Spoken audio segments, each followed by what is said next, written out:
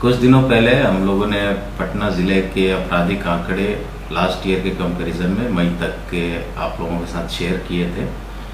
आज हम लोग विगत 3 वर्षों के आपराधिक आंकड़े आप लोगों के साथ तुलनात्मक शेयर करना चाह रहे हैं, ताकि ज़िले के लोगों को इसका अंदाज़ा रहे कि आपराधिक घटनाओं में वृद्धि हुई है या कमी आई है।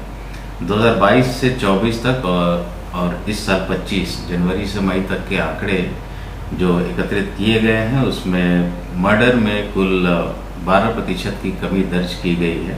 2022 में जहां 137 मर्डर्स हुए थे मई महीने तक, 2023 में 116, 2024 में 142, 2025 में वो 116 हत्या के कांड दर्ज किए गए हैं।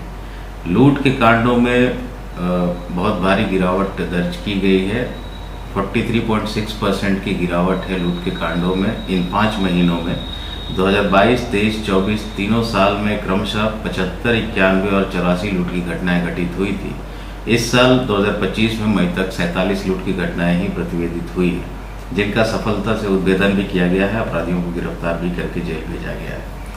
डकैती के कांडों में 2022, 23 और 24 का एवरेज अगर लें और 2025 का आंकड़ा देखें मई महीने तक का, तो उसमें भी करीब 12% की कमी दर्ज की गई है। 2022, 23 और 24 में कुल 12, 7 और 15 कांड दर्ज किए गए थे डकैती के। इस वर्ष मई तक 10 कांड दर्ज किए गए हैं, इसमें करीब 12% की कमी है।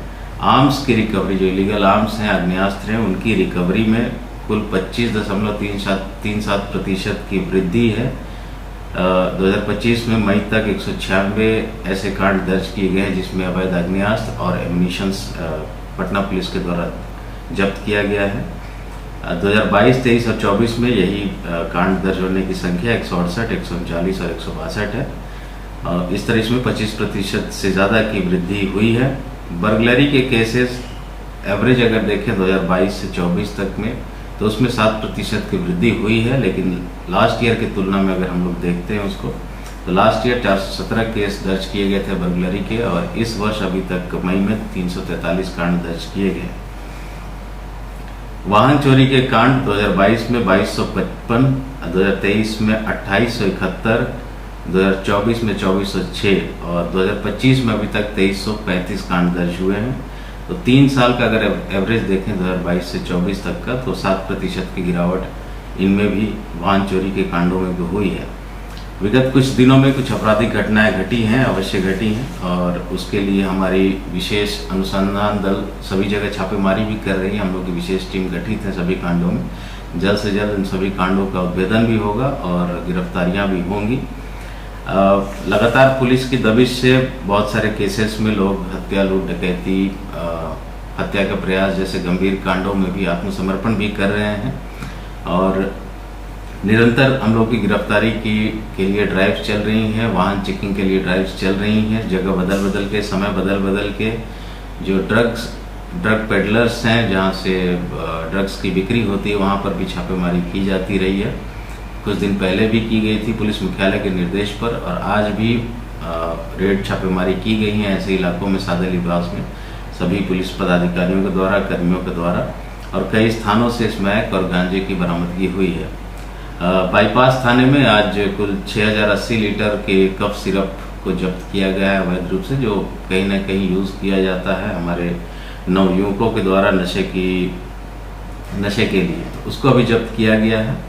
एक और काम पटना पुलिस कर रही है कुछ दिनों से, जो जेल से छूटे हुए अपराधी हैं, चाहे वो बेल पर हों या एक्विटल हुआ हो किसी केस में, गंभीर केसेस में, जैसे मर्डर किया है किसी ने आग्नेयास्त्र का यूज़ करके, या आर्म्स एक्ट का केस हो, लूट का हो, डकैती का हो या बर्गलरी का हो, ऐसे केसेस में जो बेल्ड आउट पर्सन्स हैं और जो वांटेड पर्सन्स हैं, उन सभी लोगों के विरुद्ध सघन छापेमारी हो रही है जो वांटेड हैं, और जो बेल्ड आउट क्रिमिनल्स हैं, हमारे एक्यूज हैं, उन सभी को टच किया जा रहा है। विशेष टीम्स बनाई गई हैं और सभी अनुमंडल पुलिस पदाधिकारियों को निर्देशित भी किया गया है कि अपने अपने क्षेत्र में ऐसे सभी अपराधियों को टच कर लें।